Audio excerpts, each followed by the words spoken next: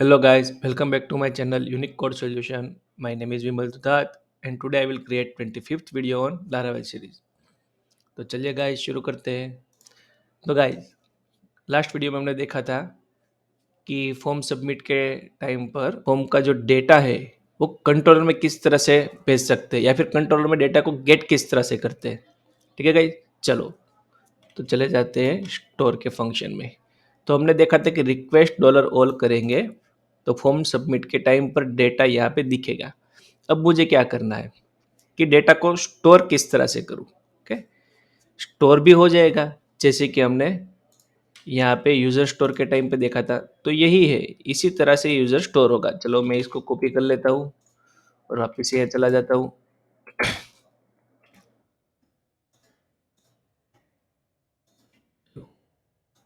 User store की तो यही मेथड है, यही मेथड मैंने सीखी थी। तो गाइज यही मेथड से डेटा स्टोर होगा। ठीक है, डेटा स्टोर इसी मेथड से होगा। पर मैंने क्या बोला था कि अभी हम जो भी राउट बना रहे हैं वो गेट मेथड के थ्रू बना रहे हैं। ठीक है, अब हम देखेंगे कि मेथड पोस्ट के थ्रू राउट किस तरह से बनाएंगे, पोस्ट मेथड किस तरह से कॉल करेंगे। चलिए देखते हैं। मैं चला जाता हूँ रजिस्टर के।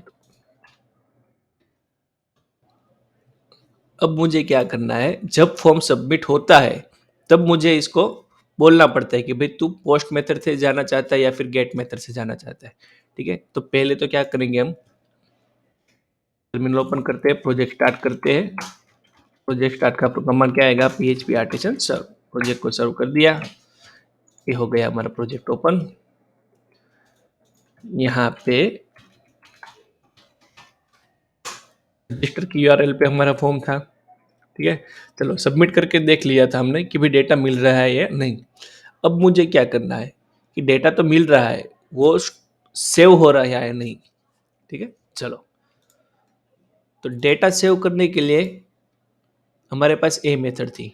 ठीक है, तो इसी मेथड से डेटा सेव होगा। चलिए देखते हैं। यूज़र को हम रजिस्टर कर लेते हैं, यूज़ कर लेते हैं कि भाई मुझे यूज़र का मॉडल यूज़ करना है। अब गाइस हमने देखा था कि यहाँ पे जो डेटा मैंने डाला था वो मैन्युअल डाला था। अब मुझे सिर्फ यही करना है, यूज़र स्टोर करना तो हमने सीख ही लिया है ऑलरेडी। अब मुझे सिर्फ डेटा डायनेमिक ही करना है। ये जो डेटा आ रहा था वो फिक्स डेटा था, अब मुझे डेटा सिर्फ डायनेमिक करना है। ठीक है, तो अब मैं क्या करूँगा, डायनेमिक करने के लिए डायनेमिक डेटा मतलब जो रिक्वेस्ट से आ रहा है वो, तो यहाँ मैं लिखूंगा डॉलर रिक्वेस्ट ऑफ ऑल। करते थे तो क्या मिलता था, सारा डेटा मिलता था। ठीक है, तो मुझे तो सारा नहीं चाहिए, मुझे तो सिर्फ नेम ही चाहिए यहाँ पे। तो request slash name, sorry request of name. Same चीज यहाँ पे आएगी, रिक्वेस्ट ऑफ ईमेल। गाइस इस तरह से मैं कंट्रोल जो भी सिलेक्ट करना है ना, मल्टीपल सिलेक्ट करना चाहते हो तो कंट्रोल डी का यूज कर सकते हो, कंट्रोल डी डी। ठीक है, इस तरह से सारे का सारा अभी मैंने ऐसा सिलेक्ट किया था तो ऐसा वाला तीन ही मिला मुझे। ठीक है, ऐसे सिर्फ तीन ही है, इस तरह से जो सिलेक्टर है वो तीन ही है। मुझे क्या चाहिए, ये पांचों के पांचों को एक साथ चेंजेस करना है। तो मैं सिर्फ सेमीकोलन ही गेट करूंगा, control D D D D, बस यहाँ तक, और डी नहीं करना है वरना ए भी सिलेक्ट हो जाएगा, ए भी सिलेक्ट हो जाएगा, ये सब सिलेक्ट हो जाएगी। मुझे सिर्फ इससे ही काम है। तो मैं क्या करूँगा, इस तरह से शिफ्ट होम की प्रेस की तो पूरा सिलेक्ट हो गया। अब मैं वापस आता हूँ कि मुझे पूरा नहीं डिलीट करना है। ओके, सिर्फ इतना ही डिलीट करना है। तो बैक स्पेस की दबाई तो डिलीट हो गया। अब मुझे यहाँ पे क्या करना है, मैंने यहाँ पे रिक्वेस्ट ऑफ नेम कॉपी किया था ना, वो मैंने पेस्ट कर लिया। पर मुझे तो रिक्वेस्ट ऑफ नेम नहीं चाहिए, जो जो भी डिटेल है वो चाहिए। तो मैं यहाँ पे आऊँगा और यहाँ से कॉपी कर लूँगा। अब एंड में चला जाता हूँ और यहाँ से इसको रिमूव करके जो मैंने कॉपी किया है वो लगा दूंगा। तो देखिएगा ये शॉर्ट मेथड से हो गया, user of gender request of gender, user of address request of address, user of password request of password, phone phone is active. पर हमारे पास यहाँ इज एक्टिव का ऑप्शन हमने यूजर को नहीं दिया है, तो मैं इसको यहाँ से हटा देता हूँ। मुझे इतना ही सेव करना है। ठीक है, तो सेव किस तरह से होता है कि ए जो है वो डेटाबेस है और ए है वो रिक्वेस्ट है। तो डेटाबेस की फील्ड नेम है, उसमें जो हमें रिक्वेस्ट में से नेम मिला है वो स्टोर होगा। डेटाबेस की फील्ड ईमेल, उसमें रिक्वेस्ट में ईमेल मिला वो स्टोर होगा। डेटाबेस के जेंडर में रिक्वेस्ट का जेंडर, डेटाबेस के एड्रेस में रिक्वेस्ट का एड्रेस, डेटाबेस के पासवर्ड और फोन में रिक्वेस्ट का पासवर्ड और फोन स्टोर हो जाएगा सेव की मेथड से। ठीक है, चलो तो बस गाइस सिंपल इतना ही था। अब मैं यहाँ से डीडी करूंगा, डॉलर सॉरी मैसेज प्रिंट करना है ना,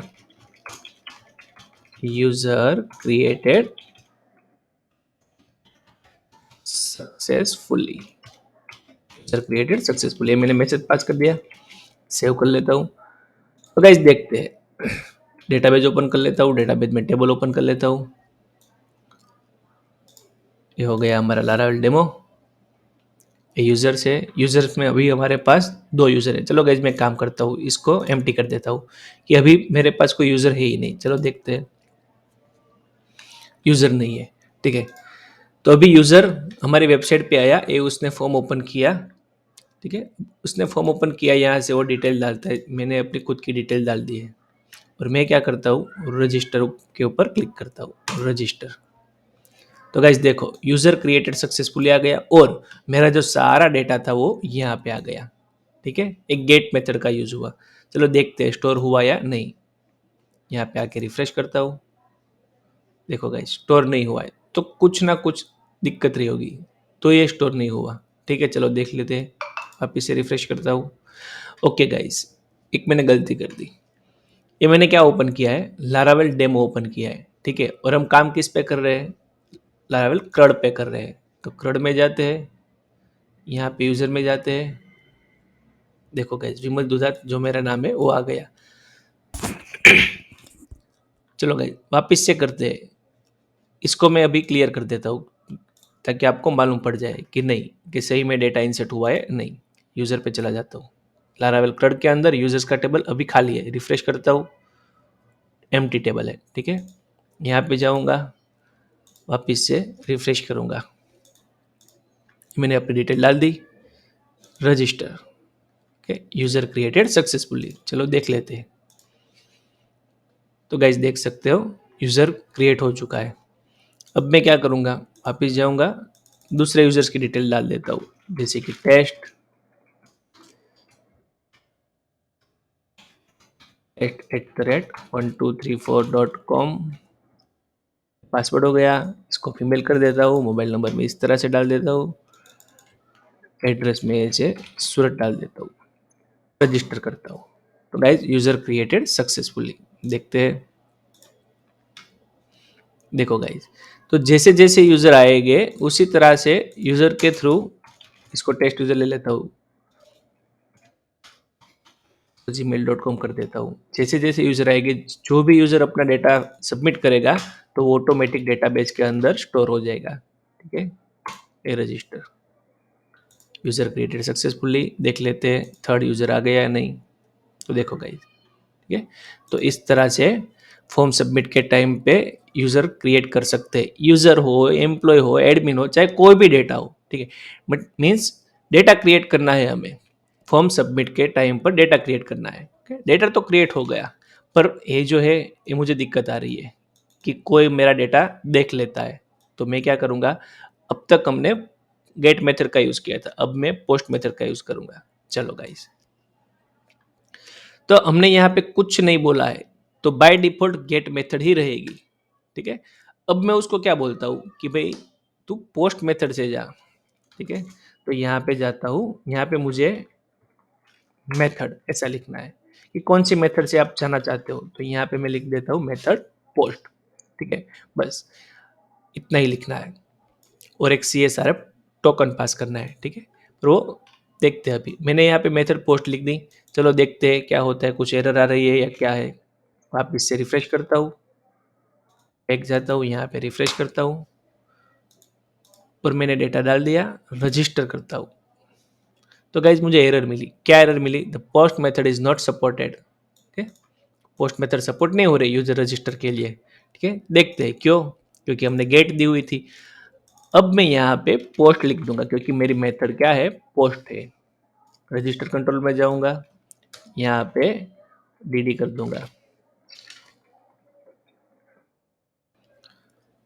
dd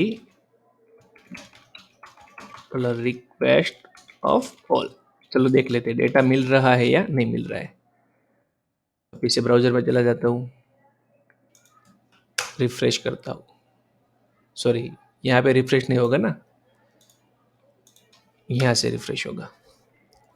चलो वापस से डेटा डालता हूँ, रजिस्टर करता हूँ। क्या हुआ गाइस, पेज एक्सपायर्ड दिखा रहा है, ठीक है, पर पेज तो एक्सपायर्ड है नहीं, मैंने तो डीडी किया हुआ है। यहाँ पे जाता हूँ, इंस्पेक्ट एलिमेंट में जाता हूँ, वापस से रजिस्टर करता हूँ। तो यहाँ पे हमें एरर मिल रही है। कौन सी एरर है? 419 अननोन स्टेटस।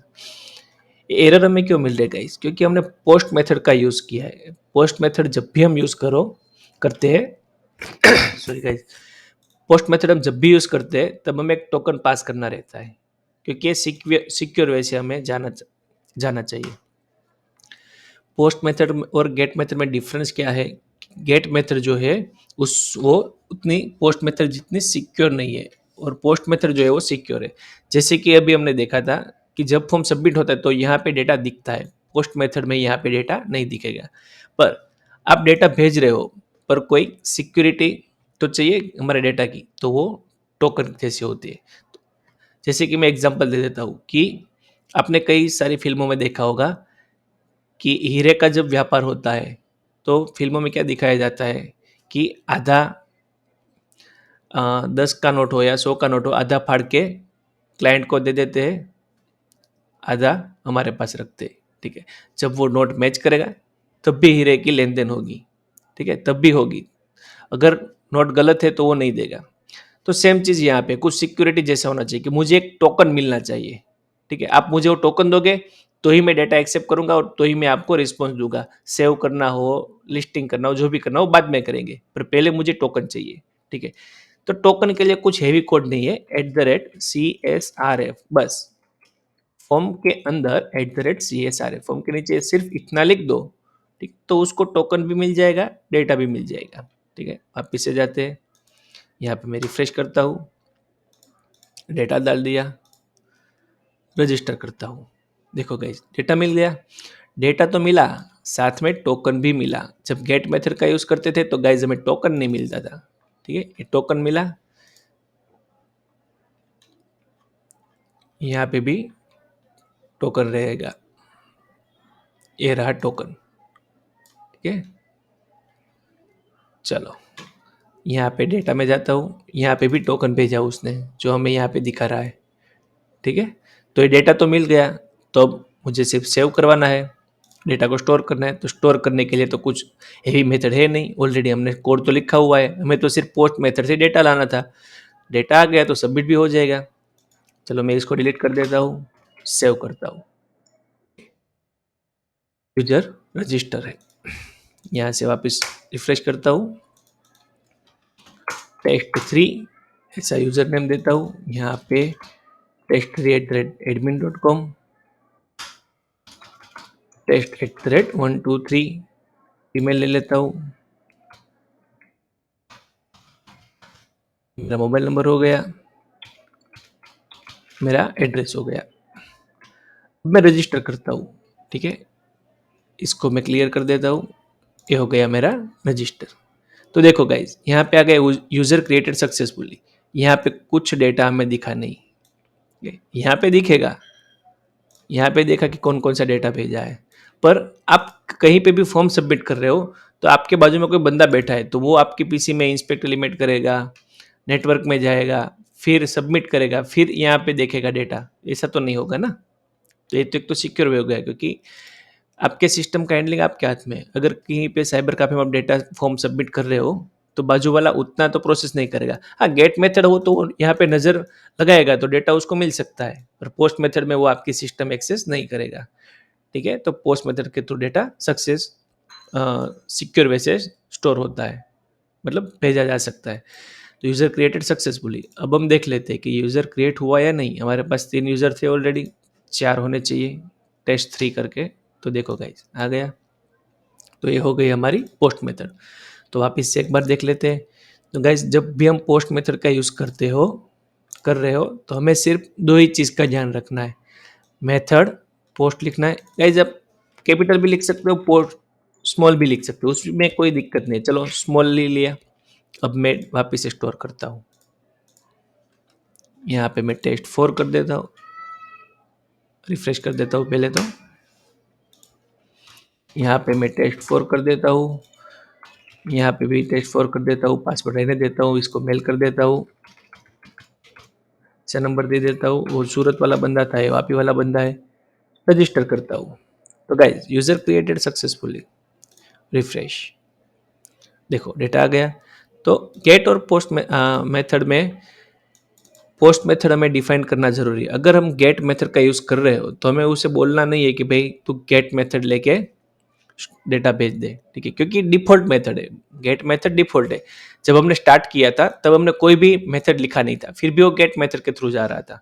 तो गेट जो है वो डिफॉल्ट मेथड है। अगर हमें पोस्ट मेथड का यूज करना है तो हमें यहाँ पे डिफाइन करना रहेगा पोस्ट मेथड, ठीक है। मैं कैपिटल कर देता हूँ। तो गाइज एक और चीज, पोस्ट मेथड जो आप लिख रहे हो, स्मॉल लिखो कैपिटल लिखो, कोई इश्यू नहीं है, पर स्मॉल अगर आपने लिखा है तो कभी कभार कोई ब्राउजर में कैश के थ्रू कोई इश्यू आ सकता है। कभी 100 में से सिर्फ 0.001% ही इश्यू आएगा, पर उतना चांस भी हम क्यों ले, क्योंकि स्मॉल लिखे कैपिटल लिखे क्या फर्क पड़ता है, ठीक है। तो हम कैपिटल लिख देते हैं। मेथड डिफाइन कर दिया, और पोस्ट मेथड है तो यहाँ पे CSRF टोकन दे दिया @CSRF, बस उतना ही है। तो ये दोनों चीज़ें ध्यान रखें जब भी आप पोस्ट मेथड का यूज़ करना चाहते हो। और यहाँ पे URL में जो भी मेथड है वो यहाँ पे आप दे दो, गेट मेथड है तो गेट दे दो, पोस्ट मेथड है तो पोस्ट दे दो, बाकी का काम जो है वो तो सेम ही रहेगा, ठीक है गाइज। तो आई होप आप सभी को ये समझ में आ गया होगा। तो गाइज आज के लिए इतना ही। अगर आपको मेरी वीडियो पसंद आए तो प्लीज़ गाइज लाइक कीजिए, और अभी तक आपने मेरे चैनल को सब्सक्राइब नहीं किया है तो प्लीज़ सब्सक्राइब कीजिए। तब तक के लिए bye guys, thank you for watching.